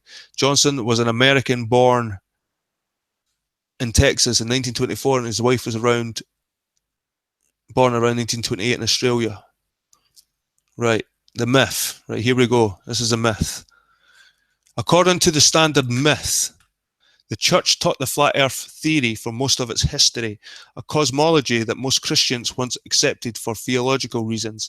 When scientists empirically demonstrated that the earth is actually spherical, the church strenuously resisted and persecuted those brave scientists who advocated this new unbiblical view. Shadwell even claimed that flat earthism has been associated with Christianity since the beginning. Many of the fathers of the church were flat earthers. Anti-theists, biologist Massimo Pigliucci argued that for most of Western history, Christians have espoused both geocentrism and flat earthism. One leading history of science text claimed that the sphericity of the earth was accepted sometime before the meridian of Greek thought. Aristotle clearly stated it, and it was worked out in detail by Ptolemy. But when Christianity became dominant, the round earth belief was forgotten in the West for 1,000 years and replaced by imaginary constructs based on supposed teachings of Holy Writ. The sphericity of the earth was in fact firmly denied by the church and the mind of the Western man. So as far as it moved in this matter at all, it moved back in the old confused notion of modulated flatland, with the kingdoms of the world surrounding Jerusalem, the divinely chosen centre of the terrestrial disc. So this is the propaganda that was made against the creationists, by the looks of it. This claim has often been repeated in scores of major references. Typical is one's popular textbook that stated Middle Ages were dark period for the development of science in Europe. At best, scholars made accurate but sterile copies of the works of the ancients, rejecting anything which did not conform with the dogmas of the church. Such an intellectual environment stifled any development of critical scientific analysis. Concepts of the world which had been developed in ancient times were reshaped to conform to the teachings of the church. The earth became a flat disc with Jerusalem at its centre. One major high school textbook widely used for most of half a century in public schools claimed that when Columbus applied for financial support to sail west to reach the West and East Indies, the Learned Council declared the plan too foolish to further attention. These educated churchmen concluded that Columbus' goal was absurd because it was foolish to believe that there are people on the other side of the world walking with the heels upwards and the heads hanging down. Adding that a ship could not travel there because the torrid zone through which they must pass is a region of fire where the very waves boil. The idea was uncritically repeated in a mass media publications for decades. A Newsweek article claimed that the Catholic Church condemned Galileo in 1632 for his heretical notion that the Earth was a round globe hurtling through space about the sun. Its effort to maintain the traditional Ptolemaic flat Earth system was already doomed. The age of exclamation was more than a century old, and men were roving all over the planet without falling off the edge. One best-selling history of the science text claimed that the curiosity about the natural world all but disappeared in the early Middle Ages due to the ascendancy of the church, which redirected the worries of educated people towards abstract theological questions. The seeds planted by the Greeks were lie dormant for a while. The only acceptable wisdom was theological, and any question about the workings of the world were considered superfluous and dangerous to the salvation of one's soul. The state of astronomy was so regressive that for 700 years, from roughly 300 AD to 1000, the Earth was once again considered to be flat. One biology textbook even claimed that until the 1500s, many Europeans believed the Earth was flat, and that work of astronomers like Copernicus and Galileo caused considerable controversy at the time as a result of the Inquisition. Some scientists were executed for teaching flat Earth and other planets orbited the sun. Can you imagine living in a time when a scientific curiosity was so discouraged or even forbidden? As late as 1988, the myth was repeated in major textbooks by leading earth science authors and educators. Timothy Ferris wrote that the church took science back centuries, teaching that the planets were pushed around by angels. The proud round earth was hammered flat, likewise the shimmering sun. One scientist wrote, not so very long ago, people by and large thought the earth was flat. The voyages of the exploration of Columbus era can be considered empirical investigations of the shape of the earth. Eventually, the popular myth goes, most Christians, acknowledged for their error, accepted a spherical earth, but the so-called fundamentalists continued to persist in their outmoded, unscientific belief and ridiculed those who espoused the round earth view. As we will show, this supposed dark and medieval consensus for flat earth is entirely mythological. Furthermore, an extensive body of literature refutes this myth, sometimes called the flat earth error. An extensive study of Columbus, Kirkpatrick Sall, concluded that one of the main Columbus myths was that he wanted to prove the Earth was round. Sal concluded that the fact is that any educated European at the time, and certainly anybody who was engaged in maritime activity, knew that the Earth world was round. History of the Flat Earth myth. The story that Christians believed in a flat Earth until Columbus' time, and for some time thereafter, began as part of a fictional story that was elevated to historical fact by late 19th century Darwinists, who used it primarily as means to ridicule Christians. The spherical shape of the Earth was known to the ancient Greeks, who even made some good estimates of its circumference, and contrary to the claims of the Flat Earth myth perpetuators, was never lost. So since the Greeks, guys, we've always believed in the round Earth. It's just came in schisms in and out. And it looks to be that the last big schism before this one on YouTube was against creationists after the Darwin evolution theory came out. So it looked like there was a big... So it looks like the people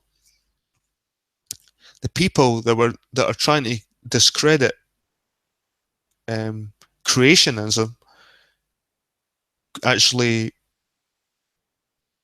they pushed flat Earth. They pushed it. They're the ones that pushed it, not the Christians. It looks like the Christians, and it looks like most of Western Europe believe the Earth has always been a globe. A flat Earth myth used to condemn Darwin skeptics.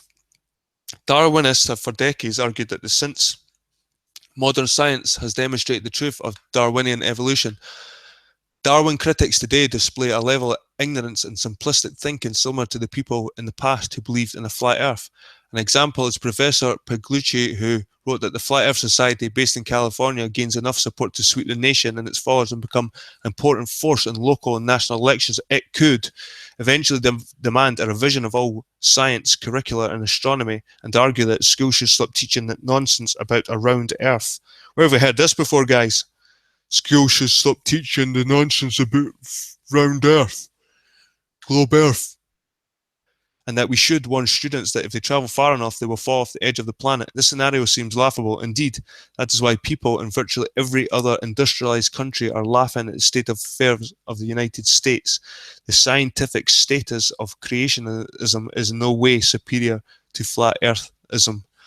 The flat earth myth largely remained in the realm of fiction until Darwin published his Origin of Species in 1859. Russell documented that the flat earth myth was appropriated in the second half of the 19th century in a very successful attempt to discredit creationists. To discredit their critics, Darwinists needed support, and since the evidence for the creation of all life by natural means was non-existent then, other means were sought. The few writings of those who claimed the church suppressed scientists, especially the flat earth claims, were exploited by the foes of creationism. They attempted to support their case by exploiting the obscure writings of Lactantius and Indicopletus, who, and we've heard what they guys were all about earlier. So I'll read the conclusion, but it was a good article. I'll put a link in for it. You can have a read.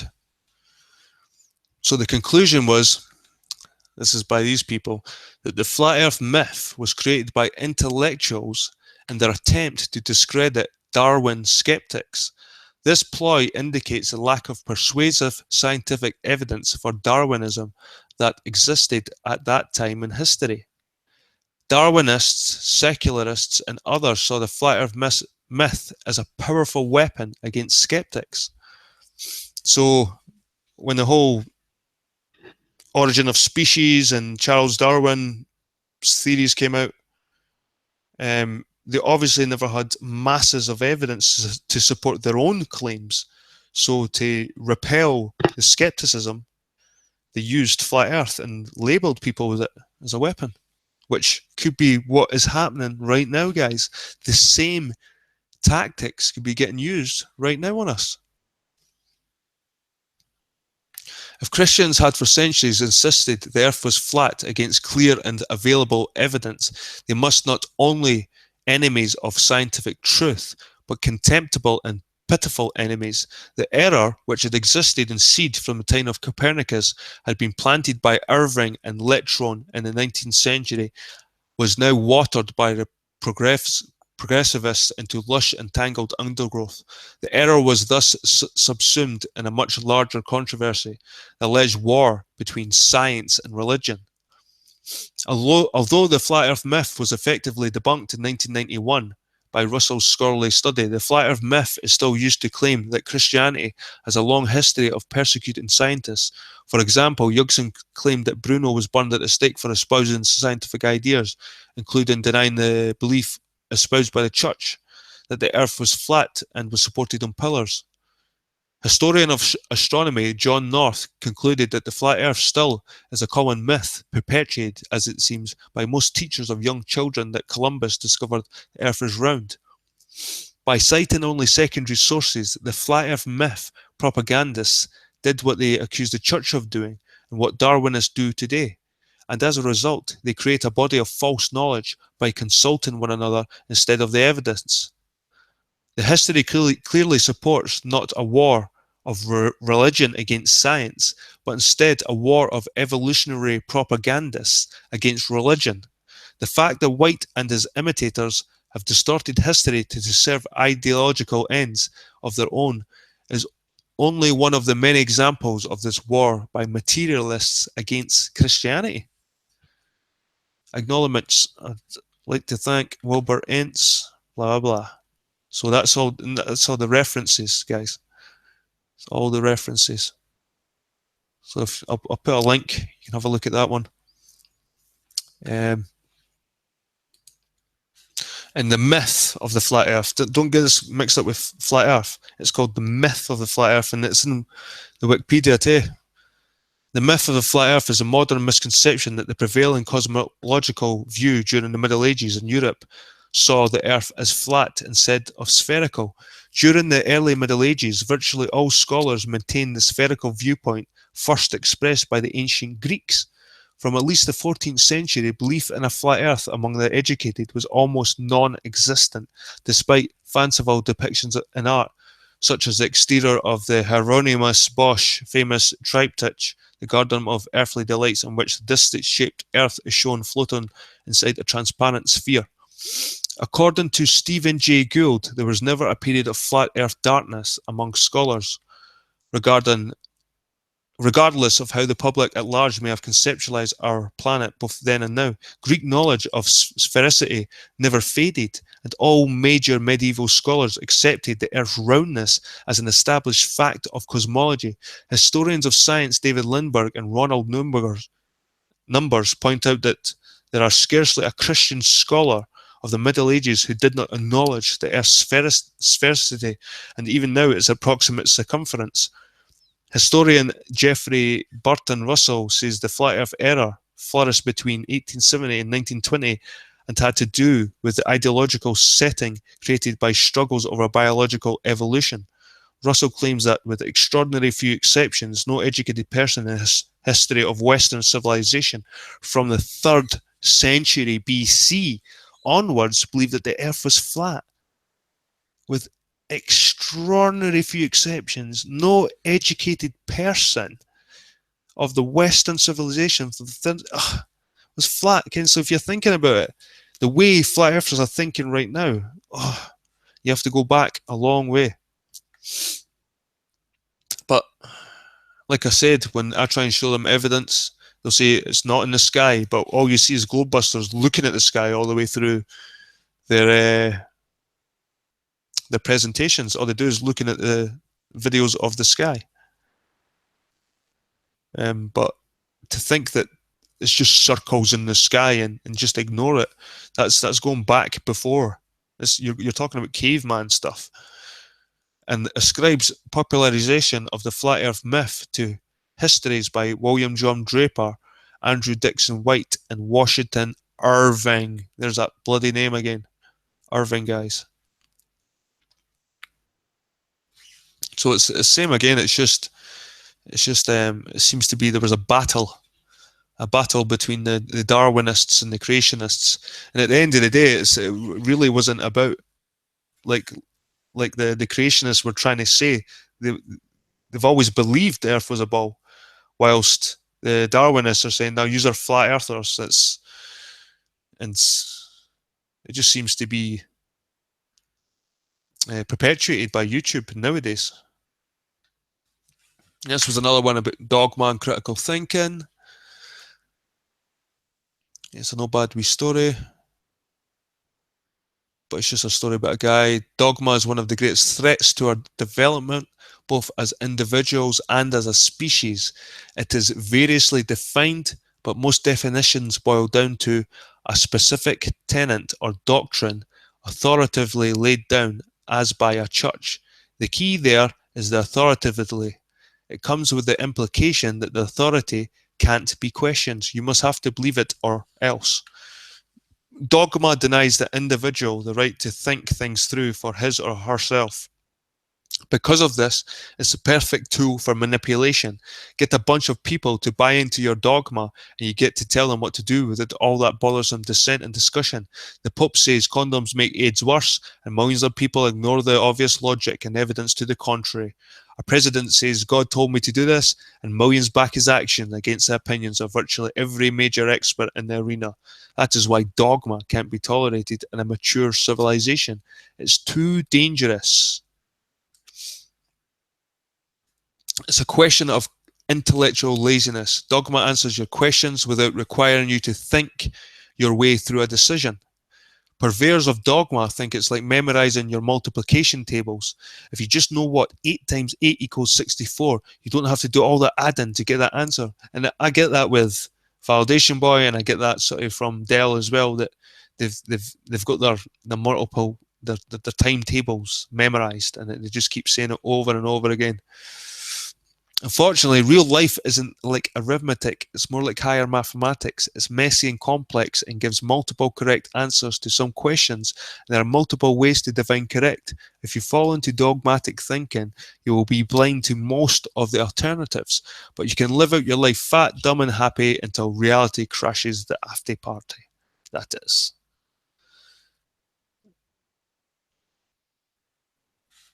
And therein lies the danger of dogmatic thought. Atheist or not, he goes on to say how he's with an atheist woman who was brought up atheist. She was taken to a party, and she was converted into like a cult, like a Christian cult. And now she recites it every 10 minutes with it. And she's just left one dogma and went into another dogma. And therein lies the danger of dogmatic thought. Atheist or not, her upbringing trained her to think dogmatically, conforming the facts to her beliefs and ignoring that which didn't fit. When exposed to a different dogma in a time of weakness, the new framework just slid right into place for the old one. Neat as you please. For the individual, the real danger of dogmatism isn't the dogma itself, but the rabbit hole you can slide down if you reject critical thinking for any reason, no matter how benign seems the dogma. This was what stuck in my mind. For the individual, the real danger of dogmatism isn't the dogma itself, but the rabbit hole, flat earth, you can slide down if you reject critical thinking for any reason, no matter how benign the dogma. So, Mr. Validation Boy, you need to revise your dogmatic beliefs, pal. I've got one more which is pretty long, but I think I'll do it. If Globebusters can go 4 hours, I think I can go. Is it 2? Right, I'm going to have a look at chat, see who's already in. Alright, people, John LeBond's in the house, David Quintana, Chris Rock. There's a few people here. Welcome. Hope you're enjoying my little presentation. It's just something to think about, like I said. The flat earth myth. Anyway.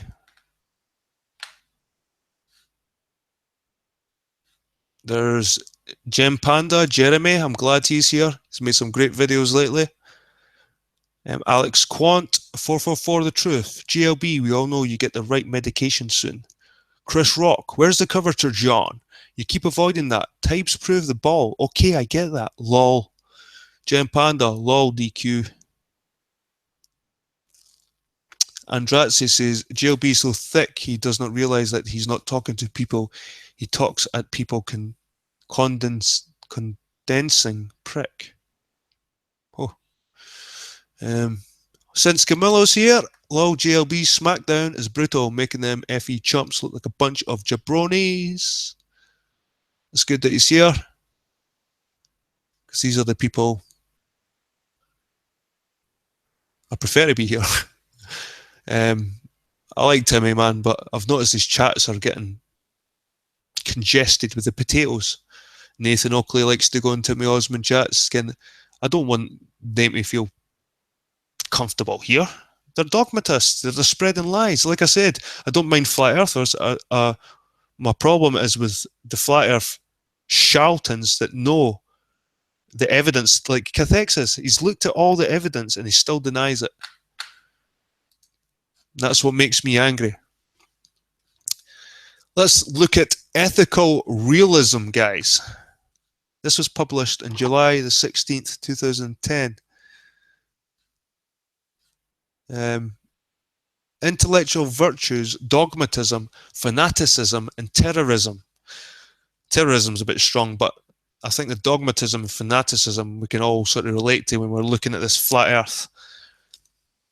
Fanaticism can be understood as a form of irrationality and is the worst sort of intellectual vice. Intellectual virtues include an appropriate sort of open-mindedness and skepticism. Lacking open-mindedness and skepticism makes a person gullible or unwilling to correct their poorly formed beliefs. Fanaticism is related to dogmatism and unwilling to form beliefs based on good reason. And a willingness to form beliefs on good reason. This is what flat earthers do.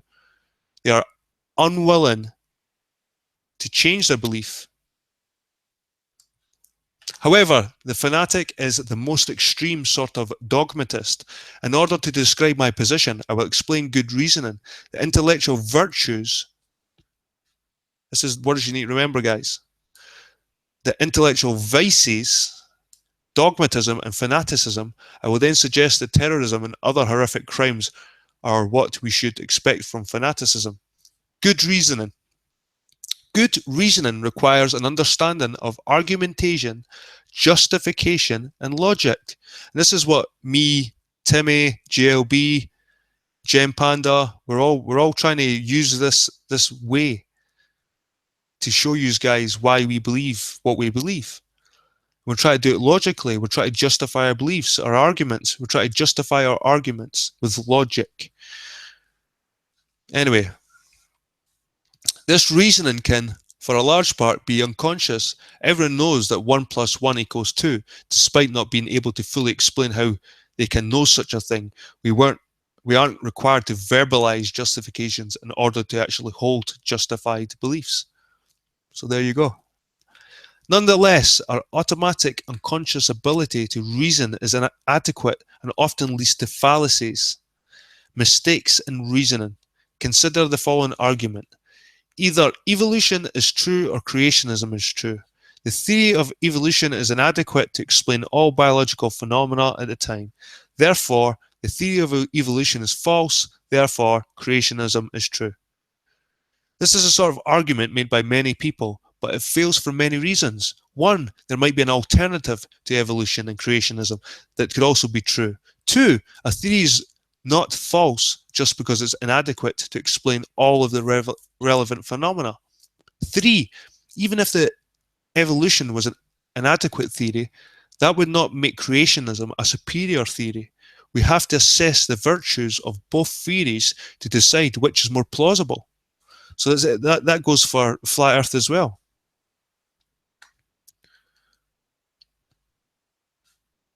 Assess the virtues of both theories. What's the solution to relying solely on unconscious ability to reason?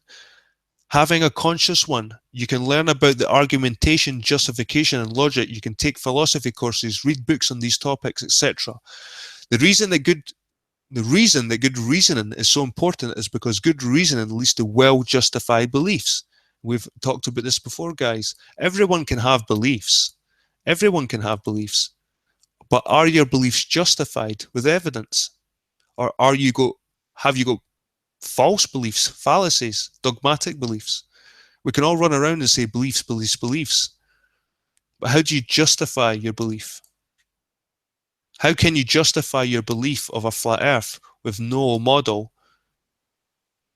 when you're presented with rotations of stars, when you're presented with all these evidence, the moon, the boat's going over there, everything, the fact that the sun sets, it doesn't get smaller, and beliefs lead to action. We want people to have well-justified beliefs because they lead to better sort of actions. Consider the following. A person who thinks that Jews are evil could decide that killing Jews is a good idea. A person who believes that killing people isn't such a big deal could decide that it's not too hard to justify murder. A person who believes that homosexuality is wrong can try to make it illegal or stop gay marriage. A person who believes that evolution is false could try to take it out of our educational system. And I kind of think I could add another fifth one here, number 5. A person who believes flat earth could try to take it out of our educational system. The most dramatic sort of consequence to people having poorly formed beliefs is when it leads to violence. And that is pretty common. We have to wonder what would happen if potential school shooters, serial killers, and religious terrorists had well-informed beliefs. When we realize that beliefs should be well-reasoned, we are less likely to hurt others. We can't decide to hurt people just because we feel like it. We need to be pretty sure that violence is appropriate. People thinking that hurting others should be cautious and make sure to only do so when it's morally necessary. So that's like if someone was going to break into your home and murder you and your kids, and they're banging the door down, you've got a moral right to protect. You could kill that person if it would be a moral thing. Like violence would be appropriate. There is instances where violence is appropriate, and it's through morality. Intellectual virtues. We know of many moral virtues such as courage, moderation, self-control, and so on. Therefore, there are virtues of the mind as well, such as appropriate open-mindedness and skepticism. These virtues are the sort required in order for people to demand that their beliefs be appropriately reasoned and justified. Appropriate open-mindedness. To be appropriately open-minded means to look for good reasons to have beliefs and to reject your beliefs when we have good reasons to. For example, scientists rejected Newtonian physics once Einstein's theory of physics proved to be superior. Appropriate skepticism. Appropriate skepticism means to refuse to have a belief when it isn't adequately justified. For example, there might be some evidence that ghosts exist, but we don't currently have enough evidence to believe in ghosts. Some philosophers would argue that we should not only refuse to believe in ghosts, but we should believe ghosts don't exist. Open-mindedness and skepticism are related. If you require your beliefs to be sufficiently justified, then you'll be open to the possibility that some of your beliefs are false and could be proven to be false, and you're skeptical insofar as you will refuse to believe something that lacks sufficient justification. So as much as they keep saying this word proof, they always say it, proof. It's not about proof, guys. It's about your beliefs and how you justify your beliefs. What evidence do you have to justify your beliefs? Intellectual vices. Intellectual vices arise when we fail to have intellectual virtues. If we aren't willing to have beliefs, when and only when they are appropriately reasoned, then we will have intellectual vices of gullibility and closed-mindedness. Closed-mindedness. Closed-minded is a complete lack of open-minded. If you require too much evidence to believe something, then you are closed-minded. For example, some Christians refused to believe that the Earth revolves around the sun, even after proof was given. Additionally, some people still don't believe in evolution, despite the fact that evolution is so highly justified and it's taken to be uncontroversial fact by all respectable biologists. Gullibility. Gullibility is the opposite of being appropriately skeptical. To be gullible is to be easy to believe things without appropriate evidence. For example, some people believe in the Loch Ness Monster despite almost no evidence for existence. Closed-mindedness and gullibility are highly related. If you're willing to believe in something despite a lack of sufficient justification, then your belief is gullible insofar as it lacks evidence, and it is closed-minded insofar as you're willing to believe it could be false. Dogmatism. A person is dogmatic that refuses to change their beliefs. Such a person is intellectually vicious by being both gullible and closed-minded. Hear that, validation boy? Intellectually vicious, gullible, and closed-minded. Dogmatic people are gullible because they will keep their beliefs at all costs without requiring the personal beliefs to be adequately justified, and they are closed-minded insofar they are unwilling to consider the possibility that someone else has superior beliefs. They aren't willing to give other people's beliefs a chance. Plato called dogmatists philodoxers, or lovers of their own opinions. They are unwilling to love the truth and good reason. And good reasoning would prefer to keep their beliefs at the expense of their rationality and at the expense of knowing the truth. These sorts of people are the opposite of philosophers, people who love wisdom. A person who believes the Bible is infallible is in danger of being dogmatic. When confronted with a Bible passage that seems false, many people will conclude that the Bible is not infallible, and this response could be a good case of using reasoning to reject beliefs. In order to believe that the Bible is infallible without being dogmatic, a person has to show that passage isn't false after all. It might be a metaphor, oversimplification, or require a certain context. This sort of behavior is rational as long as the interpretation of the Bible is sufficiently justified. However, a person is clearly dogmatic when confronted with a potentially false part of the Bible and replies, no, it must be true. Being in the Bible makes it true no matter what. And this is what you get from flat earthers. This is what you get with cathexis a lot. You get presented with a false part of the flat earth and they just shout no. Fanaticism. A person is a fanatic when they're excessively dogmatic. A religious fanatic will find the religion to be infallible and perfect. Absolutely no mistakes can be corrected with his mindset. Any violence committed because of the religion will be considered to be justified without a second thought. We can define a person as being a fanatic when they are dogmatic extremist, a person who is unwilling to admit that encouraging or committing violence or oppression requires a sufficient justification. Most religious people admit that the Inquisition, acts of terrorism, slaughtering children is going too far. Such actions are unjustified. Such people can be dogmatic without being fanatical as long as they admit that and make sure their beliefs don't encourage, allow, or justify violence or oppression without a very good justification. Avoiding fanaticism is morally necessary, and it's morally wrong to be fanatical. We can't think that we personally have the right to encourage or allow or commit violence without a very good reason to do so, but then to demand that no one else should do so at our expense. If I decide one religion is morally repugnant for allowing unreasonable beliefs to encourage violence, then I must decide that the religions are not morally repugnant and that use unreasonable beliefs to encourage violence. Of course, religious fanaticism isn't the only source of fanaticism.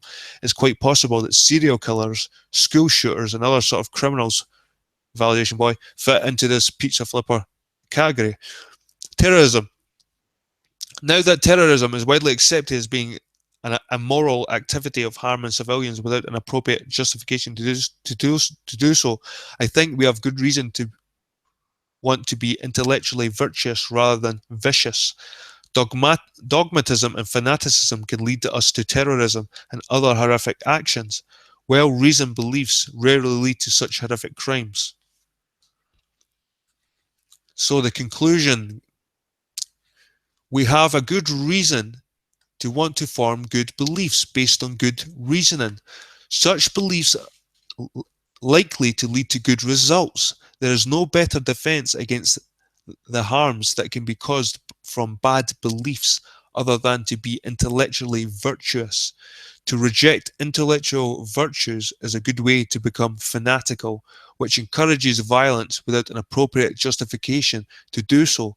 Fanaticism could lead to school shootings, terrorism, and other acts of violence.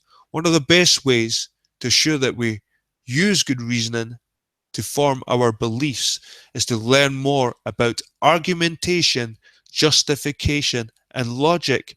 We should be more like philosophers and less like philodoxers. So guys, like I said, and Dell, Validation Boy, and a lot of flat earthers, like leaders, not flat earth followers.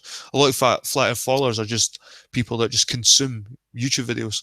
But these people that push it, they push it without the justification. To me, it's being that they're being intellectually dishonest and morally bankrupt. That's the way I like to say it. Morally bankrupt. So dogmatism, it's no good to be a dogmatist. Right, I'm going to have a wee look at chat, see how everyone's doing, and I'll probably wrap it up at that, guys. 2 hours. I want to thank you for all coming. I just wanted to show you some research I've been looking at.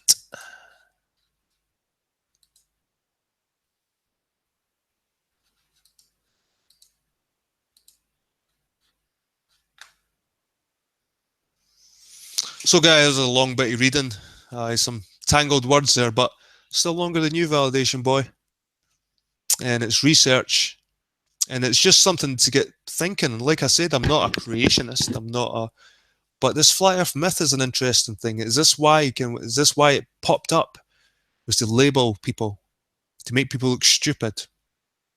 Not just Christians, anyone that's real, because that's what flat earth tried to do. They try and make you feel that you have to believe in something once you're a flat earther. So once you adopt whatever belief it is, if it's New Age, Christianity, whatever it is, once you adopt that, you become a dogmatist. And a society full of dogmatists is a dangerous place, people. It's a dangerous place. Anyway, I want to thank everyone for coming. I'm going to catch up on some stuff. But my next hangout, I want to have a discussion, because I think there's some people out there that are eager to get their say out there. Like I said, I'm not pushing science on people. I'm not pushing NASA. I'm not pushing Neil deGrasse, all these people. I just think they're actors myself as well. But that doesn't mean science is not true. That's pop science. I think there's a difference between science, pop science, and pseudoscience. There's so many divisions now. Anyway, thanks for coming along tonight, and I'll see you next week or sooner. Catch you later.